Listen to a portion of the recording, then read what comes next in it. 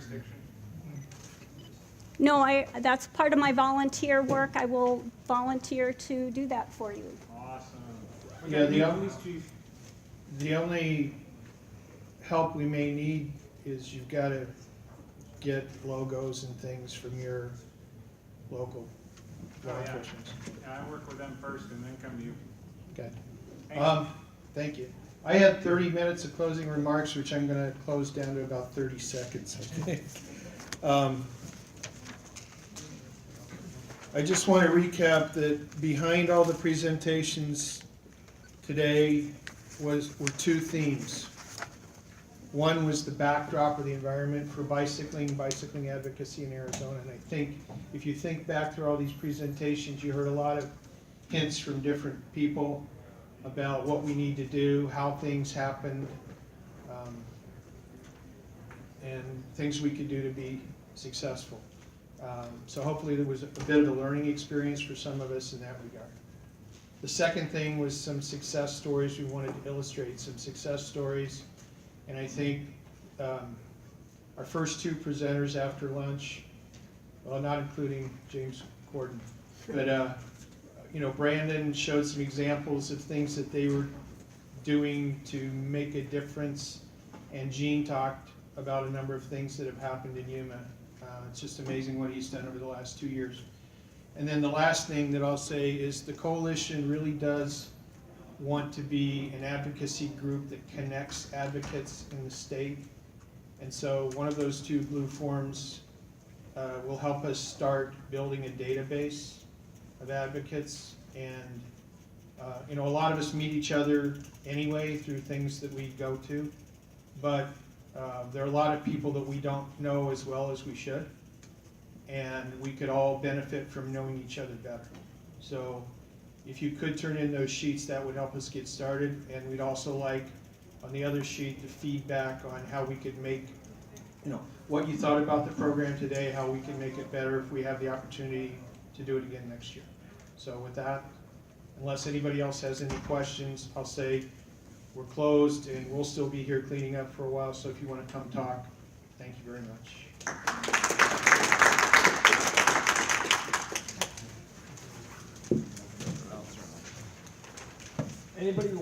Anybody wants, I'll roll the video and it'll just play. It's a 15-minute video. It's a presentation. We can see it audio. online, though, right? Yeah, the whole thing's online. Please visit cazbike.org.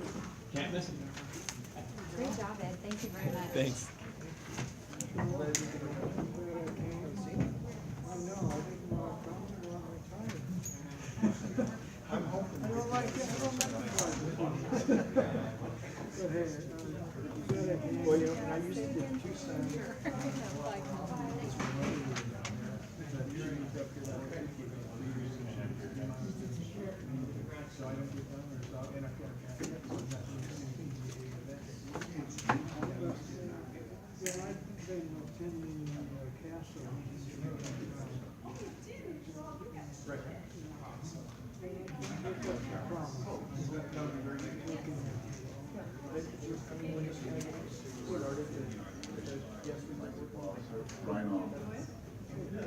Why receive training in bicycle issues? Bicycling is an important mode of travel due to its affordability, efficiency, and health benefits. As bicycle travel has grown in popularity, the public has asked law enforcement to become more involved in bicycling issues. This presents challenges for police because misconceptions about safe bicycling practices and state law are widespread among the public.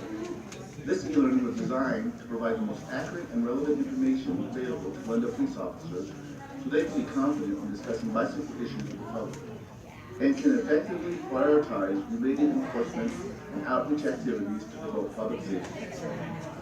By examining the relationship between traffic laws, crash statistics, and bicycle practices, this course will increase knowledge of the rights and duties of drivers of bicycles and vehicles, spread awareness of the causes of common bicycle crash types, provide insight into how users' behavior affects crash risk, and provide understanding of how law enforcement can effectively promote safe bicycle travel. Arizona Revised Statute 28-812 assigns bicyclists the same rights and responsibilities as operators of motor vehicles. Bicycle travel is permitted on all roadways in Arizona except urban freeways and where posted. Arizona Revised Statute 28-101.6, definition of a bicycle, means a device including a race wheelchair that is propelled by human power and on which a person will ride, and that has either two tandem wheels, either which is more than 16 inches in diameter, or three wheels in contact with the ground, any which is more than 16 inches in diameter. Whereas a vehicle means a device in or by which a person or property is or may be transported or drawn on a public highway, excluding devices moved by human power or used exclusively on stationary rails or tracks. Most traffic rules apply to both bicycle and vehicles. However, few special restrictions apply only to motor vehicles due to the greater potential dangers they pose to other road users. State law is very consistent about this distinction. Bicyclists are not pedestrians. Although state law does not prohibit use of bicycles and sidewalks, sidewalk bicycling is not recommended. The crash rate for sidewalk cyclists is 7 times higher per mile than cycling on the roadway. Although state law requires other drivers to yield to bicyclists on sidewalks as they would to pedestrians, sidewalk cyclists often surprise motorists at intersections and are less able than pedestrians to stop quickly when conflict arises at street corners and crosswalks. The vast majority of car-bike collisions involve intersections and crossing movements. Only a small percentage of car-bike collisions involve faster motor vehicles overtaking slower bicycles. Crashes are more likely to happen on sidewalks than on roads. Because bicycles have the maneuverability characteristics of wheeled vehicles, it is usually safer for bicyclists to operate on vehicle facilities according to the rules for drivers than to attempt to follow pedestrian rules on pedestrian facilities. In order to significantly reduce injuries and death to cyclists, the cycling safety strategies must address intersection crashes and their causes. In 2014, there were 49 car-bike crashes reported in Glendale. In the past 5 years, there have been 2 fatalities and a total of 475 car-bike crashes. Effective traffic negotiation between drivers can be explained as 4 basic rules. Let's examine each of these rules, the status that relies them, and the direct relationship to bicycle safety. Rule number 1, maintain a safe buffer space. Each operator on the roadway is entitled to the space they are using and a safe buffer around them. Faster drivers must yield to slower and stop traffic ahead in order to respect their rights to the roadway. This means that drivers must pay attention and limit their speed so that their stopping distance is less than their sight distance. Arizona law clearly states that drivers have the duty to slow for traffic ahead of them, and that driving so fast to be unable to slow in time constitutes a violation of Arizona Revised Statute 28-701A. However, it is also unlawful to suddenly enter the path of another lawfully operating driver so close that the driver cannot slow down in time to avoid the collision. In order for drivers to yield to one another, they must be visible. A quarter of all car-bike collisions involve low-light conditions. Arizona law requires bicyclists to use a white headlight in front as well as red reflectors on the bicycle when cycling at night. Bicyclists may use red rear tail lights in addition to the required reflectors. Outreach programs that include vitamin set giveaways can be an effective way to increase awareness of the needs for good visibility equipment. Rule number 2, yielding before entering a more important roadway. The most common car-bicycle crash is the motorist drive-out time. Here, the bicyclist has priority, but the motorist fails to yield at a stop sign, red light, or driveway. Most of these bicyclists are adults. In most cases, the bicyclist is riding on the sidewalk prior to the collision. In many cities, the most common bicycle crash involves the bicyclist riding contrary on the sidewalk before being struck by a driver pointing out from a stop sign, red light, or driveway. The next most common type of car-bike crash is a bicyclist ride-out time, where the motorist has priority, but the bicyclist fails to yield at a stop sign, red light, or driveway. Many of the bicyclists in these crashes are children under 16 who have limited skill and experience at traffic negotiation. Defensive bicyclists often operate in a visible location away from the curb as they can clearly see and be seen by motorists in the intersection. operating further left is seen further away. Rule number 3, destination positioning. ARS 28751 requires position and method of turning. Right turn. Both the approach for the right turn and the right turn should be made as close as practicable to the right-hand curve or edge of the roadway. Rule number 3, destination positioning. A right-hand collision can occur when motorists attempt to turn right from a position to the left of the bicyclist. In some cases, the motorist attempts to pass the bicyclist on the left and usually for turning. In others, the bicyclist attempts to pass the motorist on the right. State law compels all drivers to avoid right-foot collisions by merging as far right as possible or turning. Bicyclists may use full lane. ARS 28-815 states, bicyclists traveling slower than normal speed on traffic must ride as far right as practicable, but only on unlaned roads or in lanes that are wide enough to share safely side by side with vehicular traffic. There are additional exceptions for debris, surface condition, other objects, and when preparing to turn left. It is at the bicyclist's discretion where to ride on a marked travel lane that is too narrow to share. If a bicyclist elects to ride on the right side of the lane, another driver may legally pass within the bicyclist lane only if it can be done safely. Overtaking crashes often occur in darkness or at dusk and dawn. Many include bicyclists not using lights. Most daylight overtaking crashes involve motorists attempting to pass within the bicyclist lane and passing too close to cyclists. Most occur in lanes that are narrow considering the width of the passing vehicle. Most overtaking crashes involve roadways with maximum speed limits of 40 miles per hour or higher. Other common crashes or overtaking crashes include drunk driving and loss of vehicle control.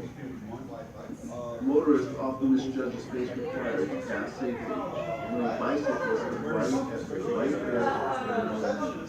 This can result in unsafe, close passes and side swipes.